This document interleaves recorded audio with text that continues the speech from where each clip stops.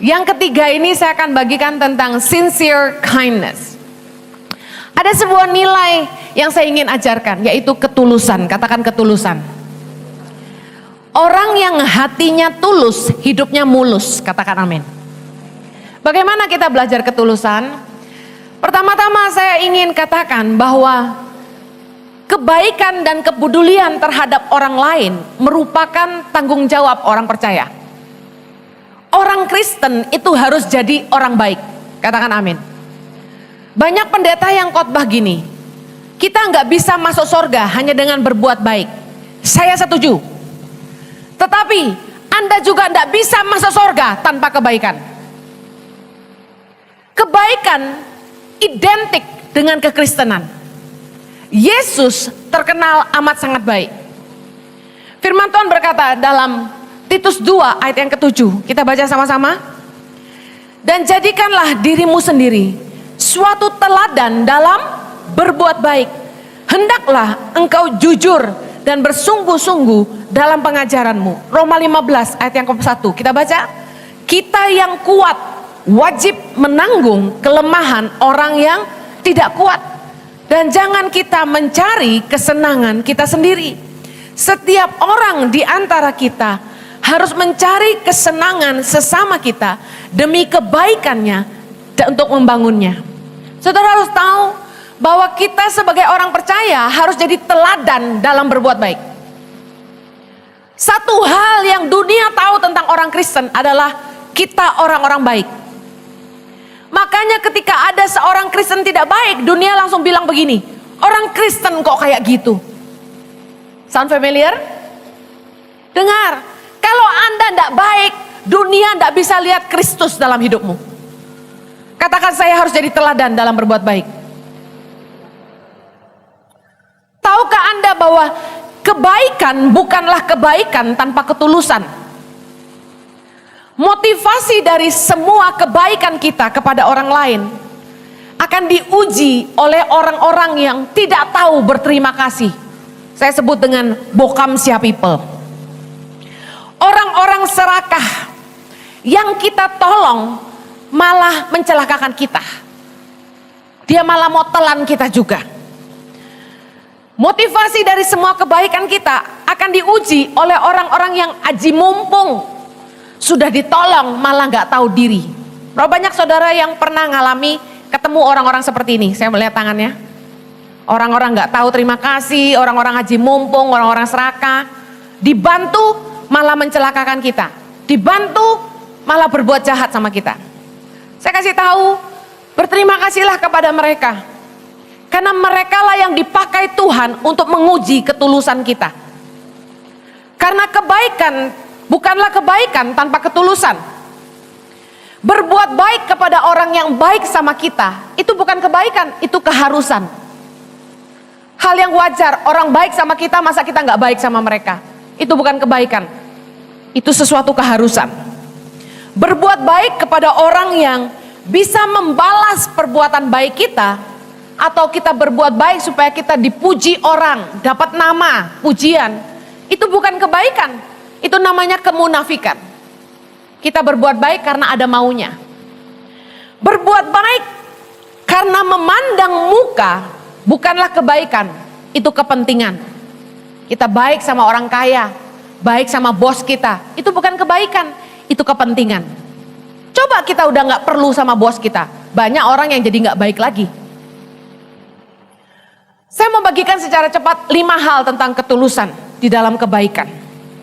Yang pertama, sincere people doesn't keep record of his kindness.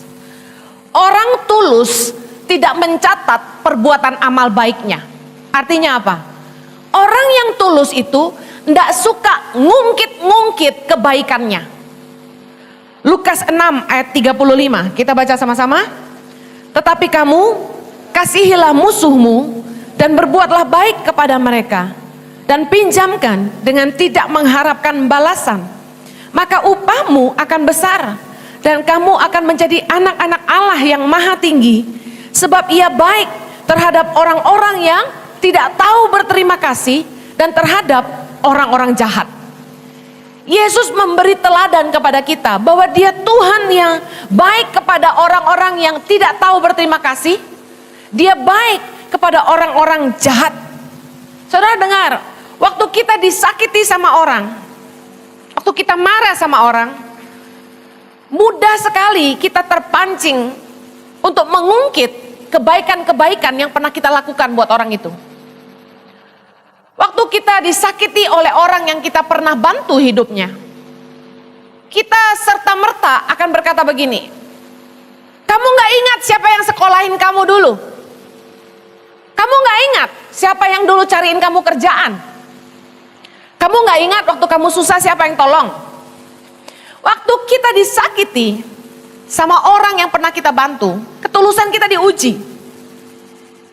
Pada akhirnya banyak dari kita yang tidak bisa terima, kita sakit.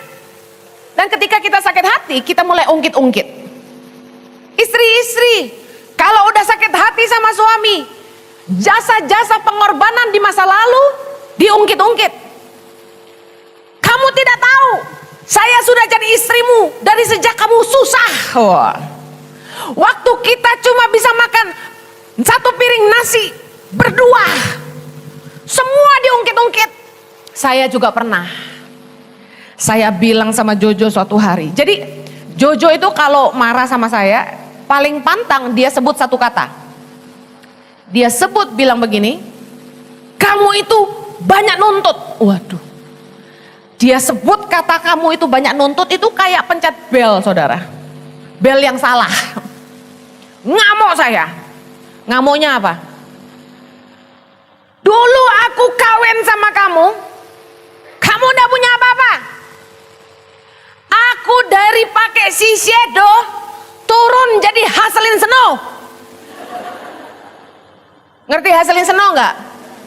Anak muda zaman now nggak ngerti. Sejenis Vaseline, murah meriah, bikin kulit kering pecah-pecah. Saya ngomong sama suami saya, pengorbanan di masa lalu tak ungkit-ungkit semua. Mama saya itu nggak ngizinin saya nikah sama Jojo, karena Jojo pendeta. Mama saya bilang, mau makan apa? Dia pendeta. Saya nangis, saudara. Aku tresno ya mama. Mau makan apa? Pada akhirnya orang tua merestui, kami baru nikah. Tapi di malam widodaren, malam terakhir sebelum kawinan besoknya, mama saya ulangi lagi. Cing, panggil saya Cing. Nama saya tuh Lim Ai Ching. Kurang Cina apa coba? Jojo, kamu yakin mau nikah sama dia? Ini widodaren, besok nikah. Dia pendeta loh. Mamahku masih meragukan. Saya masuk kamar mandi nangis, saudara. Di kamar mandi itu saya berjanji kepada Tuhan dan kepada diri sendiri, bahwasanya kalau suatu hari setelah menikah sama pendeta ini saya menderita, saya tidak akan minta-minta sama keluarga. Janji saya singkirkan semua Shiseido saya. Saya turunkan standar hidup saya. Saya siap menderita, gitu bos. Perempuan zaman sekarang ora gelem diajak soro. Kene terbukti. Cintaku ora palsu. Haleluya. Tapi masalahnya begitu marah diongket-ongket. Kamu udah inget, aku ndak punya apa-apa. Kawin sama kamu. Perutku hamil besar. Masih bantu kamu kerja. Waduh, semua diungkit-ungkit. Dengar, belajar tuluslah dalam kebaikan. Ketulusan kita diuji justru ketika kita disakiti sama orang yang pernah kita tolong. Jangan ungkit-ungkit. Orang baik tuh tidak mencatat perbuatan baiknya, tidak meneriakkan kebaikannya, karena kebaikan itu gaya hidup buat dia. Saking udah terbiasa berbuat baik, lali kapan nolong orang. Suamiku tak ancungi jempol, orang paling tulus yang pernah aku kenal. Banggain bojo terus ya. Tapi tadi ibadah kedua sudah habis dia soalnya ya. Saudara, saya belajar dari Jojo tuh satu hal gini. Dia tuh nolong orang yang enggak ingat-ingat gitu. Satu hari ada seorang anak muda sekolah di Sydney, Australia. Papa mamanya susah, krisis ekonomi, enggak bisa kirim uang buat dia. Untuk makan saja susah, sampai enggak punya uang dia. Suamiku ngerti anak muda ini enggak punya duit. Dia kan pimpinan youth. Dikasih uang $50. Padahal kami itu hamba Tuhan full time. Maaf kata, $50 itu besar buat kami, uang makan seminggu. Saya Jojo kasihkan ke anak muda ini. Bertahun-tahun kemudian kami sudah pulang ke Indonesia, punya anak. Ada seorang fashion designer telepon kami. Ko Jojo, saya mau undang Ko Jojo makan. Saya dapat nomor Ko Jojo dari teman-teman. Kami makan di Plaza Indonesia. Makan pizza. Tengah-tengah makan pizza, mari makan. Huk. Pendeta jaim ya. Begitu dia bilang, Ko, saya ini pasti Koko ndak inget. Arek kita ndak kenal. Saya ini anak muda yang Koko pernah kasih uang $50 ndak bisa makan. Jojo lagi makan pizza. Huh? Lihat dari bawah ke atas. Bawah atas. Arek wis gede. Rada lemu. Rada botak. Jangan nonton film ini dia. Dia bilang, saya sekarang jadi fashion designer kok. Cukup terkemuka. Baju-baju bikinan dia dipakai sama Miss Universe di Indonesia. Keren gak? Saya adalah anak yang pernah Koko tolong. Bojoku lali. Wis lihat dari bawah sampai atas. Kapan ya? Kapan ya saya ngasih kamu $50? Lupa saya. Sorry, mukanya ndak familiar. Pasti dulu kamu kurus sekali karena kurang makan ya. Ndak ngenali belas, saudara. Orang yang tulus itu nabur benih, tak diiling-iling. Ngerti maksud saya? Zaman sekarang nyari orang tulus susah. Orang kalau baik ndak ngungkit-ngungkit jarang. Saya loh nolong anak Indonesia. Ada orang kaya di Surabaya, istri konglomerat. Dia punya yayasan. Istri orang kaya di kota itu ada di situ. Jadi bukan duit dia sendiri, uangnya banyak orang. Mereka bilang gini sama saya. Kalau yayasan Ibu Heni, Tangan Pengharapan itu kebanyakan proyek kurang duit. Kalau yayasan kami banyak duit kurang proyek. Kalau gitu bagaimana kalau kita kerjasama proyek-proyeknya Tangan Pengharapan kasihkan kita. Tapi ini akan jadi proyeknya yayasan kita bukan Tangan Pengharapan. Mau diambil gitu. Saya bilang siap. Saya enggak pusing namanya siapa. Saya enggak pusing benderanya siapa. Yang penting anak-anak bisa makan, enggak kelaparan, anak-anak bisa sekolah. Emang gue pikirin bannernya Tangan Pengharapan atau bukan? Bukan itu tujuan saya pulang ke Indonesia. Saya mau tolong anak sebanyak-banyaknya karena Tuhan panggil saya gitu. Dia bilang, oke, kirimkan semua proposal. Deadline-nya besok jam 11. Hah? Besok? Semuanya dikirim, semuanya. Lah, proposal kan bikinnya susah. Kita suruh bikin semua, dia nggak mikir. 70 center kita di Indonesia, 5.000 anak. Dia kuat seberapa?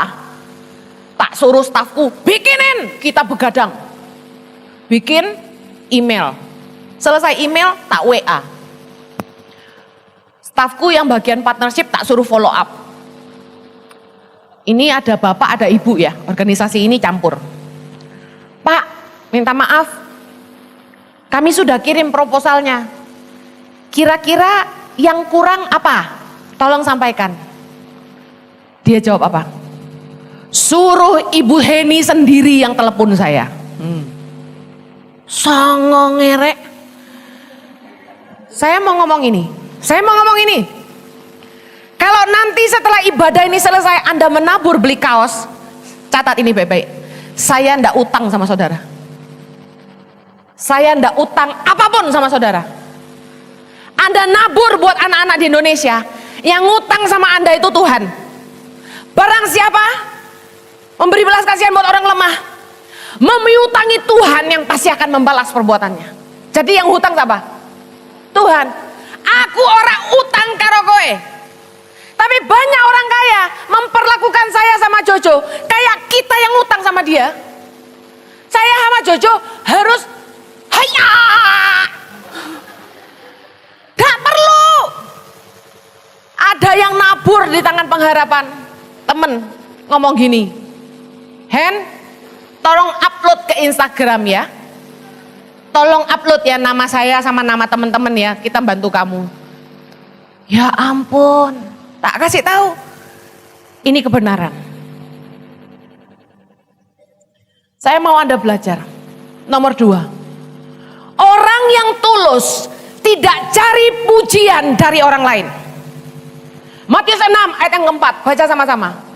Hendaklah sedekahmu itu diberikan dengan tersembunyi. Maka Bapamu yang melihat yang tersembunyi akan membalasnya kepadamu. Berarti yang dibalas sama Bapa itu yang mana? Yang tersembunyi. Berbuat baik agar dipuji orang adalah kemunafikan. Pujian dari manusia menghalau berkah dari sorga. Kebaikan tanpa ketulusan tidak akan mendapat upah. Matius 6 ayat yang kedua, kita baca sama-sama. Jadi, apabila engkau memberi sedekah, janganlah engkau mencanangkan hal itu seperti yang dilakukan orang munafik di rumah-rumah ibadat dan di lorong-lorong supaya mereka dipuji orang. Aku berkata kepadamu, sesungguhnya mereka sudah mendapat upahnya. Saya ulangi, sesungguhnya mereka sudah mendapat upahnya. Pujian dari manusia menghalau berkah dari sorga. Rugi enggak? Taburan kita yang tersembunyi itu yang dapat balasan dari Bapa. Taburan kita yang dilihat oleh orang banyak itu tidak dapat upah dari sorga. Malah kalau sampai kita lakukan itu supaya kita dipuji orang, artinya gini, kita nolong orang, terus orang itu sampai bungkuk-bungkuk sama kita, matur nuwun sangat nggih, Gusti Yesus memberkati, suwun yo, matur nuwun yo, thank you, arigato, kamsya, sheshe. Saya kasih tahu, firman Tuhan berkata, sesungguhnya mereka sudah mendapat upahnya. Taburanmu sia-sia. Upahnya segitu aja. Apalagi ada ibu-ibu yang pergi ke Flores ketika ada bencana roka tenda. Bawa benang berapa dos, langsung panggil press conference. Buat apa? Supaya dicatat sama media lokal, ibu-ibu pejabat ini bagi-bagi benang. Kami datang bawa sak truk nggak ngomong-ngomong. Saya kasih tahu, ujian dari manusia, upahnya cuma segitu aja. Tapi kalau ujian dari Tuhan, upahnya tidak terukur limpahnya. Jangan ngejar ujian dari manusia yang membuat berkah dari sorga untuk kita hilang. Kalau orang sampai merasa hutang budi sama kita, orang sampai berterima kasih nih nemen, sampai muji-muji kita, kata firman Tuhan, upah kita segitu aja. Anak muda dengar, sebentar nanti Natalan, jangan kalau berbuat baik pergi bikin baksos, bagi-bagi sembako, fotomu lebih banyak daripada taburanmu. Jangan sampai posting di sosial media cuma supaya orang lihat aku berbuat baik. Yayasan Tangan Pengharapan harus posting semua program, bukan supaya saya pamer-pamer kebaikan, tapi itu sebagai pertanggungjawaban atas taburan orang, supaya orang tahu uangnya kemana. Tapi perbuatan baik yang saya lakukan sendiri tidak saya tulis di sosial media.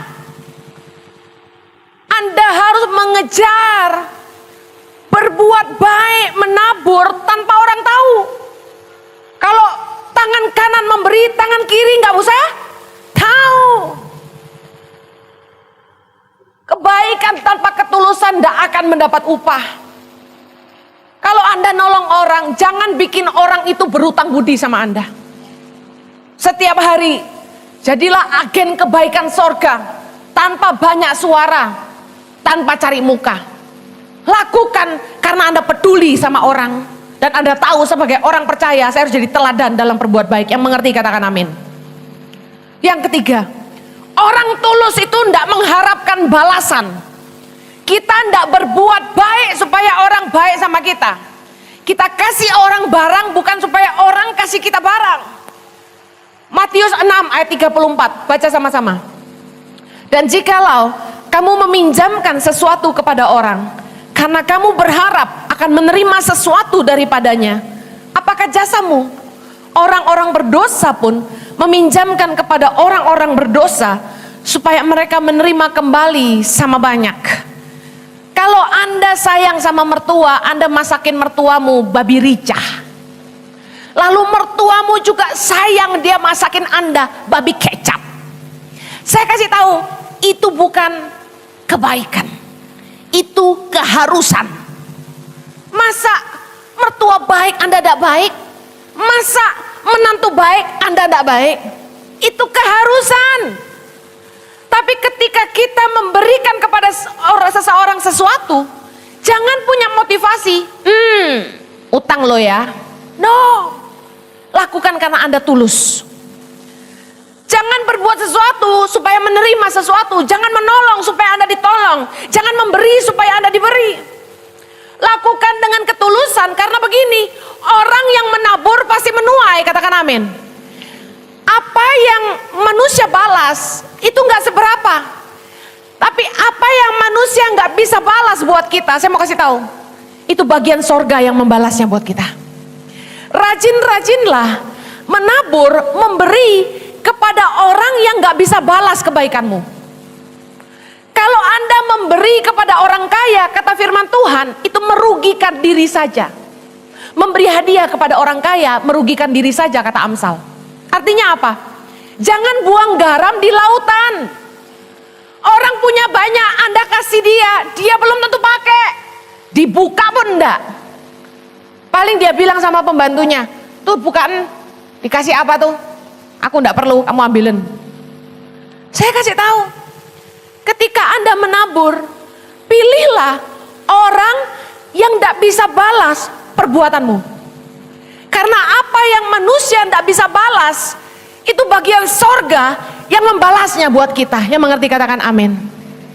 Jangan memberi tumpangan supaya suatu hari kalau keluar negeri punya tumpangan. Banyak orang punya teman-teman tinggal di Bali, tinggal di Australia, Amerika, Singapura. Kalau datang ke Indonesia, berlomba-lomba membuka pintunya. Kenapa? Supaya kalau kita main ke Singapura ada rumah.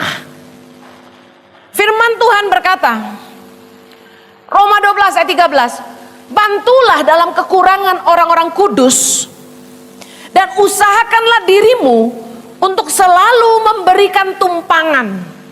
Tahukah Anda, soal tumpangan yang merupakan sebuah perintah dari Tuhan.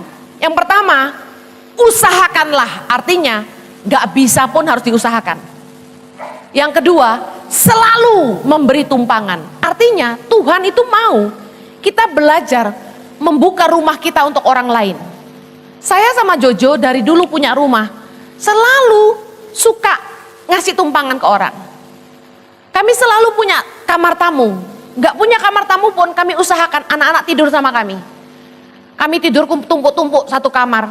Di rumah kami hari ini, rumah yang kami cicil dengan uang sendiri, itu jadi kantornya Yayasan Tangan Pengharapan. Lantai 1 itu kantor, lantai 2 itu kantor, lantai 3 staf tidur di lantai 3, jadi mesnya staf. Padahal itu kamar anak saya, kamar pembantu dan sebagainya, kamar tamu 1. Sekarang dipakai sama staf semua. Kami sekeluarga tidur di mana? Kami berlima tidur di ruangan yang harusnya menjadi walk-in wardrobe saya. Walk-in wardrobe adalah kamar kecil yang untuk taruh lemari-lemari baju. Ngerti ya? Kamar saya jadi kantor saya. Kantor plus meja meeting. Meja meeting ini fungsinya banyak. Anak-anak makan di situ, anak-anak bikin PR di situ, saya meeting di situ. Tamu datang, duduk di situ. Tidak ada ruangan lain lagi, saking penuhnya. Ruangan pakaian saya jadi kamar kami berlima hari ini. Tiap malam kami mesra tidur berlima. Rumah kami pakai untuk pelayanan. Tidak banyak orang mau buka pintu rumahnya untuk orang lain. Tapi Anda tahu Tuhan tuh tidak pernah berhutang. Hari ini Tuhan berkati kami setelah 13 tahun menabur buat Tangan Pengharapan. Kami sedang cicil rumah kecil aja untuk kami berlima. Tahun depan untuk pertama kalinya dalam 13 tahun saya bisa ngasih tempat tinggal yang layak untuk anak-anak saya tanpa diganggu sama kerjaan. Segala kemuliaan bagi Tuhan. Amin. Tuhan itu baik. Asalkan gini, kita melakukannya bukan supaya kita terima balasan dari orang lain. Saya sama Jojo enggak pernah minta-minta numpang di rumah orang yang kami bantu, enggak pernah. Yang keempat, orang tulus menolong semua orang tanpa memandang muka. Artinya apa? Orang tulus itu baik sama semua orang tanpa melihat status ekonomi, dia siapa, pangkatnya apa. Jangan baik sama orang kaya saja. Jangan baik sama orang-orang yang bisa membawa proyek buat kita, mendatangkan keuntungan buat kita. Kalau baik itu baik sama semua orang. Satu hal lagi yang saya belajar dari suami saya, Jojo tuh dari sejak muda, dia itu punya hubungan yang baik dengan yang lebih muda, dengan yang seumuran, dan orang yang lebih tua. Di semua kalangan, Jojo itu punya hubungan yang baik, gak punya musuh. Mungkin ada yang gak suka, kita gak tahu. Tapi semua orang baik sama dia, dan dia baik sama semua orang. Yang sama yang kaya dia baik, sama yang miskin dia baik. Orang yang tulus itu baik sama semua orang tanpa memandang muka. Kalau kita baik sama orang karena memandang muka, dia kaya, dia punya jabatan, itu namanya bukan kebaikan, itu kepentingan. Orang tulus tidak memandang muka, orang bulus selalu mencari muka. Yesus berkata dalam Matius 25 ayat 40, dan raja itu akan menjawab mereka, aku berkata kepadamu, sesungguhnya segala sesuatu yang kamu lakukan untuk salah seorang dari saudaraku yang paling hina ini, kamu telah melakukannya untuk aku. Kenapa Yesus pakai kata-kata ini? Salah seorang saudaraku yang paling hina. Kenapa Yesus pakai itu? Karena tidak sulit bagi kita untuk baik sama orang yang punya uang. Tidak sulit bagi kita untuk baik sama orang yang punya jabatan. Apalagi atasan. Kalau ada Pak Jokowi masuk ke ruangan ini, tanpa aba-aba 1, 2, 3, Anda pasti bangkit berdiri semua, betul nggak? Kita langsung hormat tanpa perlu diperintah. Tuhan kasih perumpamaan ini supaya kita belajar baik kepada orang-orang yang menurut kita paling tidak pantas dikasihi. Bisakah Anda menunjukkan kasihmu kepada orang-orang yang tidak masuk dalam perhitunganmu? Saya dapat pewahyuan dari Tuhan, Galatia 6, 9, 10 menjadi dasar pelayanan tangan pengharapan, di mana saya harus menolong semua orang, terutama saudara-saudara kita seiman. Makanya paling banyak daerah seiman yang dibantu, tapi saya nolong semua orang apapun agamanya, saya tidak pandang. Karena saya tahu Tuhan cinta semua orang. Sebagai orang Kristen, jangan cuma baik sama orang Kristen. Anda adalah terang bagi dunia ini, Anda harus bisa baik sama semua orang. Jangan cuma baik sama tetanggamu yang Kristen, Anda harus baik sama semua orang. Di lingkungan tempat tinggal kami, setiap kali lebaran, depan, belakang, kanan, kiri, kami kasih parsel. Setiap tahun tidak pernah enggak. Dan luar biasanya, tiap kali Natalan, kami ngasih satu, Natalan kami dapat 4. Tuhan baik. Jangan milih-milih. Anda tidak bisa bilang, dia, kalau di Jakarta tuh bahasanya kasar ya, tiko, huana, ingmiren. Saya tidak pernah mandang gitu. Saya mandang semua orang itu sama. Saya ini lahir di keturunan Tionghoa, asli dari pohon, gak campuran. Kakek nenek saya itu datang dari China sana, naik perahu mendarat di Indonesia, bayangkan. Nama saya saja di KTP sampai hari ini masih Lim Ai Ching. Boleh periksa setelah ini. Kurang Chinese apa? Tapi Tuhan membuat wajah saya tidak kayak orang Tionghoa. Saya lihat wajah-wajah Anda mulai meragukan saya. Pasti Anda berpikir saya ini keturunan Batak atau Manado, logatnya Jawa, betul? Tapi saya kasih tahu, Tuhan itu yang menciptakan keberagaman di bangsa kita. Anda harus bisa saling menghargai. Hitam, putih, kuning, coklat, keriting, lurus, ombak, apalah, pasir, apalah. Harus bisa cinta semua. Mereka tidak bisa mengubah dari mana mereka berasal. Kalau bisa memilih, siapa yang mau lahir di pedalaman Papua? Siapa yang mau? Kalau bisa milih, kita tidak mau. Kalau bisa milih, siapa yang mau lahir di keluarga yang miskin? Kalau bisa milih, siapa yang mau lahir dari orang tua yang bercerai? Tapi dengan sombong beberapa orang berkata, lihat pohon buah itu dari pohonnya. Lihat bibit bebek bobot. Bayangkan kalau waktu itu mertua saya tidak menyetujui saya sama Jojo, cuma gara-gara melihat orang tua saya bercerai. Hari ini mereka menyesal. Punya mantu sayang mertua, bisa ngasih cucu 3, dan membuat mereka bangga jalan sama saya kemana-mana. Haleluya. Kok udah tepuk tangan toh? Mertuaku lo, sing lanang, kemarin ikut saya ke mall.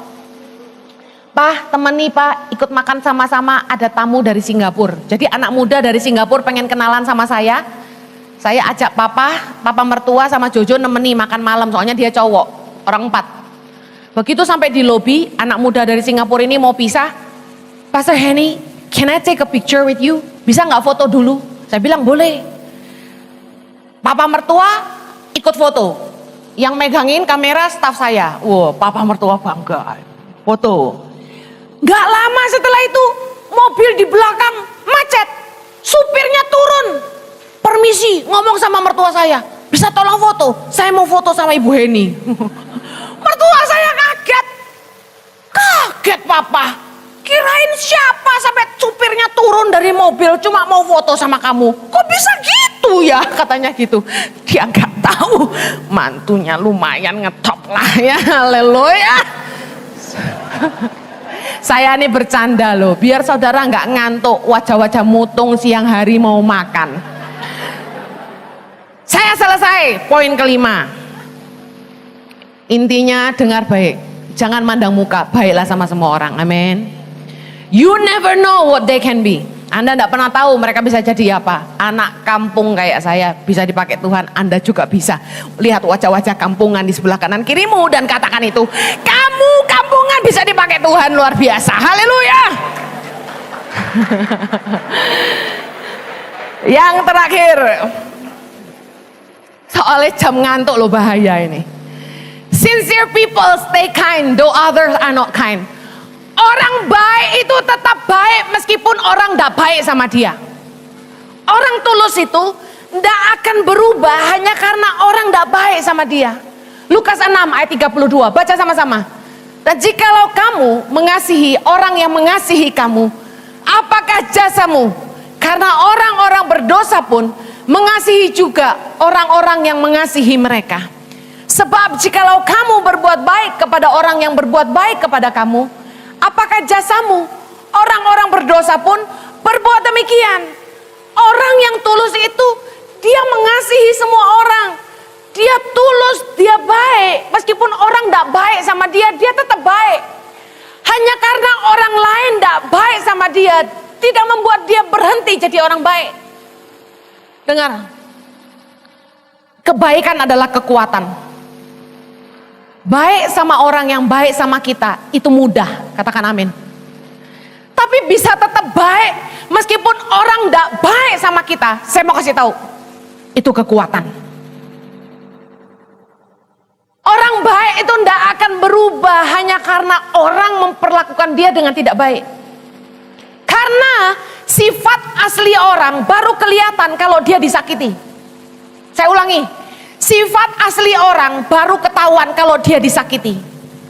Kalau everything is good, gak kelihatan. Makanya para jomblo-jomblo, maaf jomblo itu nasib ya. Para single-single, dengar. Jangan menilai orang dari luarnya. Don't judge the book by the cover. Kamu mau lihat aslinya dia, lihat reaksinya ketika dia disakiti orang. 1 Petrus 3 ayat 17 bilang gini. Sebab lebih baik menderita karena berbuat baik, jika hal itu dikehendaki Allah, daripada menderita karena berbuat jahat. Jangan sampai kamu berubah jadi jahat hanya karena orang tidak baik sama kamu. Karena ingat, kebaikan adalah identitas kekristenan. Teruslah berbuat baik sampai orang yang jahat sama kita tidak tahu lagi mesti berbuat apa sama kita. Habis akal dia. Ini orang dijahatin kok tetap baik. Ini mantu dijutekin, dicerewetin, tetap baik sama saya. Saya kasih tahu, teruslah berbuat baik sampai orang jahat tidak tahu berbuat apa lagi. 1 Petrus 2 ayat 15, baca sama-sama. Sebab inilah kehendak Allah, yaitu supaya dengan berbuat baik kamu membungkamkan kepicikan orang-orang bodoh. Kalau kamu dijelek-jelekin orang, jangan buang waktu untuk bela diri. Kalau ada orang yang ngata-ngatain kamu, jangan buang waktu untuk membalas. Jangan pernah membalas kejahatan dengan kejahatan. Firman Tuhan berkata, lakukanlah yang baik bagi semua orang. Saya kasih tahu, kalau kamu terus berbuat baik, kamu sedang menggunakan senjata Allah untuk membungkam mulut-mulut mereka. Yang mengerti katakan amin. Kebaikan bukanlah kebodohan. Jangan pernah berhenti menebar kebaikan hanya karena kamu pernah tidak dihargai, dikecewakan dan dimanfaatkan. Saya mau kasih tahu, ayat ini bukan dengan kebetulan ditulis oleh Rasul Paulus bagi jemaat di Galatia. Janganlah kita jemu-jemu berbuat baik, karena apabila sudah datang waktunya, kita akan menuai jika kita tidak menjadi lemah. Rasul Paulus tahu bahwa kita lelah jadi orang baik, kadang-kadang capek jadi orang baik, ditipu orang, dimanfaatkan orang. Tapi saya kasih tahu, kalau kamu dimanfaatkan orang, tepuk dadamu dan bilang gini, memang saya orang yang bermanfaat, karena hanya orang yang bermanfaat yang bisa dimanfaatkan orang. Amin. Hanya orang yang berguna yang bisa dimanfaatkan orang lain. Saya tutup dengan Yohanes 5 ayat 29. Kalau kita tidak pernah lelah berbuat baik, apa yang kita tuai? Mari kita baca sama-sama. Dan mereka yang telah berbuat baik akan keluar dan bangkit untuk hidup yang kekal. Tetapi mereka yang telah berbuat jahat akan bangkit untuk dihukum. Katakan kanan kirimu, jangan pernah lelah berbuat baik. Kamu akan menuai. Kamu akan menuai. Yang mau menuai katakan amin. Haleluya. Mari kita berdoa.